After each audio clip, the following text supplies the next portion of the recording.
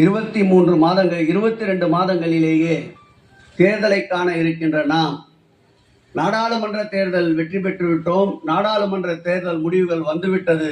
இதன் பிறகு நாம் ஆற்ற வேண்டிய பணி, எதிர்நோக்கியுள்ள பணி, சட்டமன்ற தேர்தல் பணியை இன்றே தொடங்கியதாக நினைத்துத்தான் நம்முடைய பணிகளை நிறைவேற்ற வேண்டும்.